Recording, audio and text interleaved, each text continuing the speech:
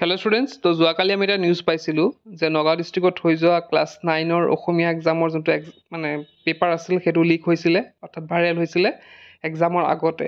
কিন্তু এতিয়া কি হৈছে, অহা কাইলৈ এটা এক্সাম আছিলে শনিবাৰে, অৰ্থাৎ অহা কাইলৈ।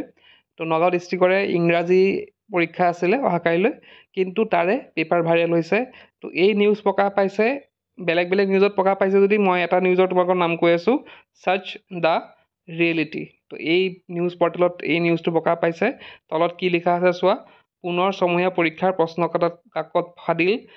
শনিবাৰে হ'বলগীয়া 10ম শ্ৰেণীৰ ইংৰাজী বিষয়ৰ প্ৰশ্নকাকত ফাদিলক লৈ সমগ্ৰ ৰূপহী চামগুৰি নগাঁৱত সৃষ্টি তীব্ৰ প্ৰতিক্ৰিয়াৰ। তো এই গোটেই পেপাৰখনে তোমালোকে পেপাৰখন মই ইয়াতে ব্লাৰ কৰি ৰাখিছোঁ, কিন্তু তোমালোকে যদি এই নিউজ পৰ্টেলত গৈ পেলাই চোৱা তোমালোকে পেপাৰখনো চাব পাৰিবা।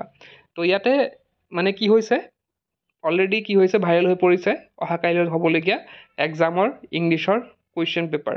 তো এতিয়া অহা কাইলৈ এক্সাম হ'ব নাই নগাঁও ডিষ্ট্ৰিক্টৰ, সেইটো লৈ পেলাই এটা ডাঙৰ চিন্তাৰ বিষয় হৈ পৰিছে। কাৰণ যিহেতু পেপাৰ অলৰেডি ভাইৰেল হৈ পৰিছে, গতিকে সেই এক্সাম কাইলৈ হয়তো নাপাতিবও পাৰে। আৰু এতিয়া ইমান কম সময়ত নতুন পেপাৰ কাটি আকৌ নতুন পেপাৰ ছপাই আকৌ স্কুলে দিয়াটো ইমান ডাঙৰ ইমান সোনকালে ইমান কম সময়ত নহ'ব। গতিকে কাইলৈ এক্সাম হ'ব নাই সেইটো এটা চিন্তিত বিষয় হৈ পৰিছে।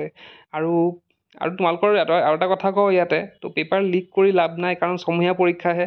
ছমহীয়া পৰীক্ষাত পাছ ফেলৰ যিহেতু কথা নাই, গতিকে এইখিনি এনেই পেপাৰ সময় নষ্ট কৰি আছে পেপাৰবিলাক লিক কৰি পেলাই। আৰু ইয়াত যোনে কিনিছে মই সেইটো নাজানো, তো যোনে কিনিছে সিহঁতৰ টকাও নষ্ট হৈ আছে। তো এইখিনিয়ে আছিলে এটা আপডেট। আৰু এনেকুৱা বস্তু তোমালোকেও কেতিয়াও এনেকুৱা ধৰণৰ বস্তুত নপৰিবা, বা কোনোবা যদি কয়ো বোলে পেপাৰ লাগিব নেকি, ডাইৰেক্ট ক'বা নাই মোক নালাগে। তো সেইবিলাক বস্তুত কেতিয়াও নফচিবা। তো এইখিনি আছিলে আজিৰ ভিডিঅ'টোত। আজিৰ ভিডিঅ'ত কৰি কিপ ৱাচিং।